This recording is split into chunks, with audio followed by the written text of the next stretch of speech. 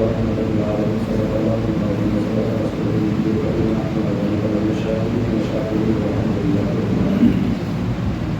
تعالیٰ نے ملت اسلامیہ ہم سب جو مسجد میں جڑے ہوئے یہ ہمارے اور آپ کو بس کی بات نہیں ہے،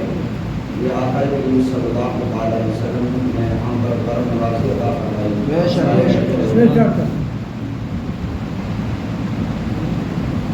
ہمارے درمیان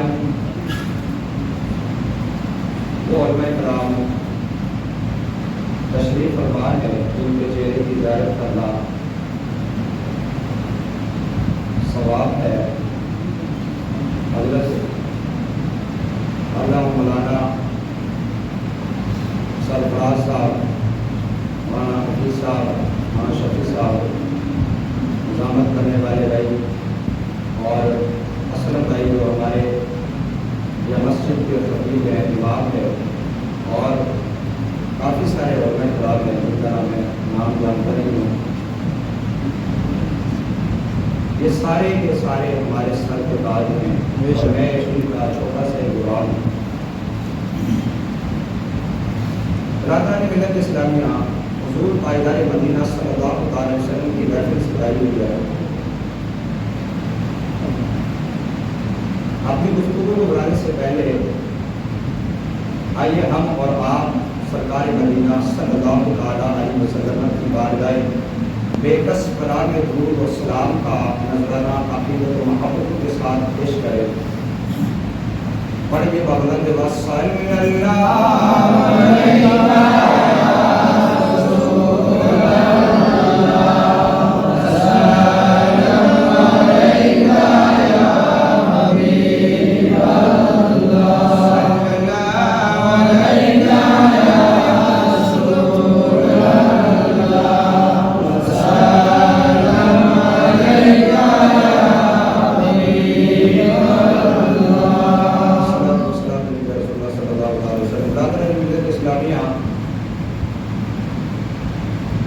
جب درود اسلام کی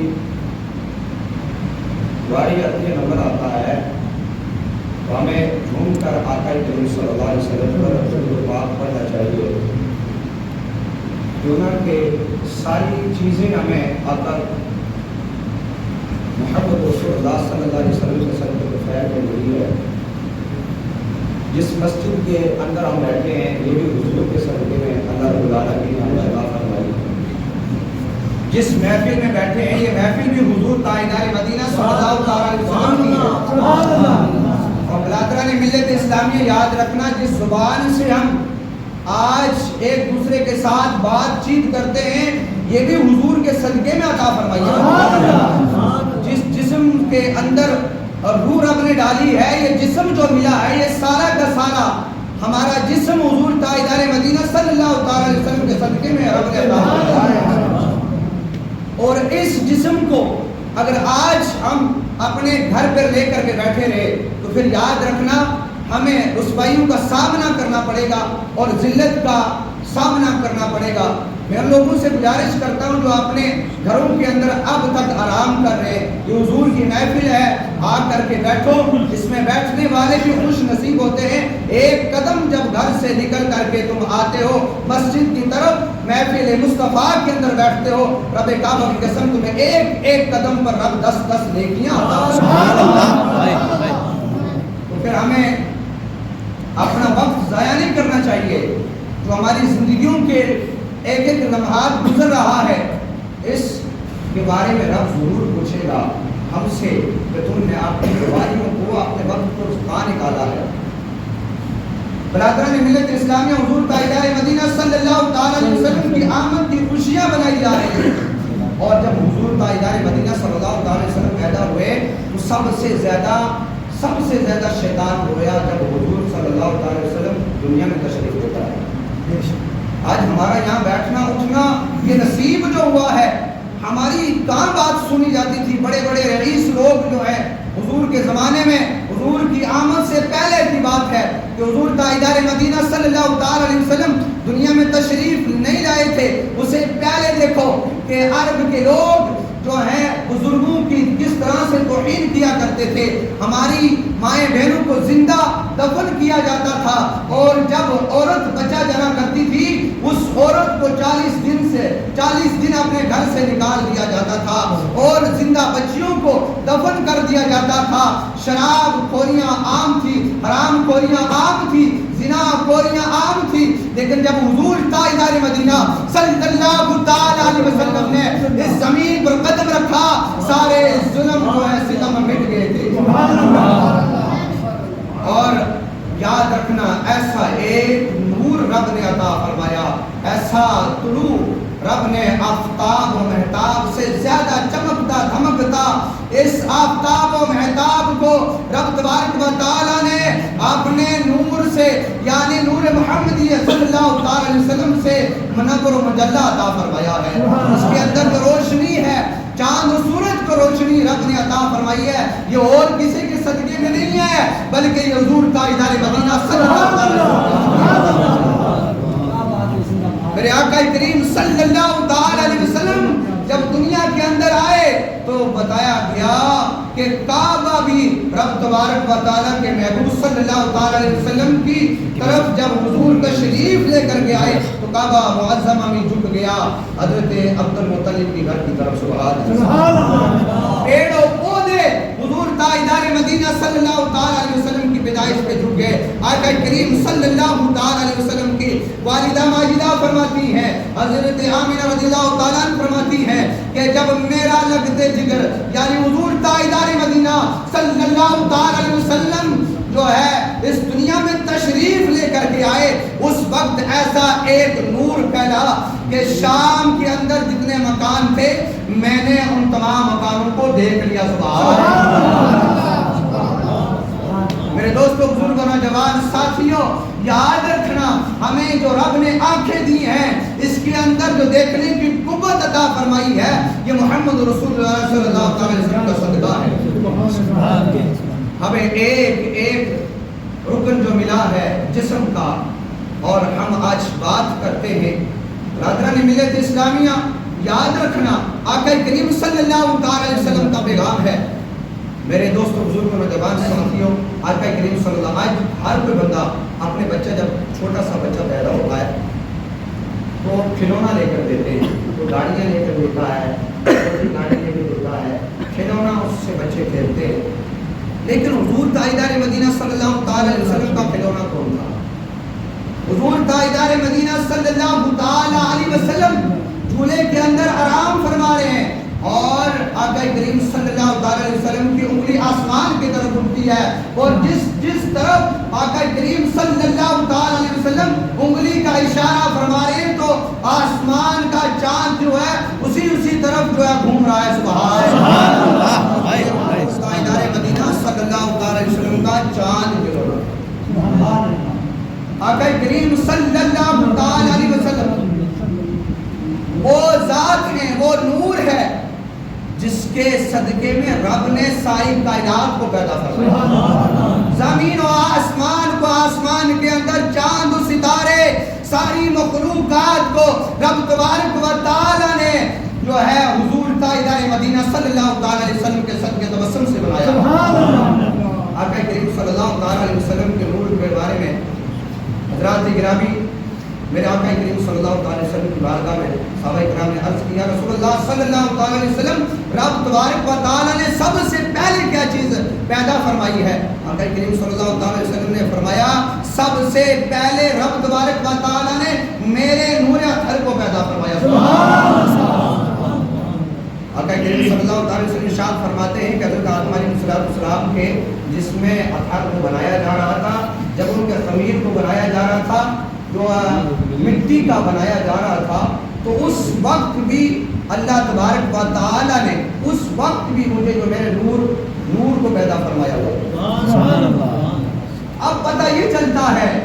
کہ ساری مخلوقات سے حتیٰ کہ یہاں تک کہ اس وقت نہ لوح نہ قلم نہ زمین نہ آسمان, حتیٰ کہ کوئی بھی چیز کا ذرہ نہیں تھا جب آقا کریم صلی اللہ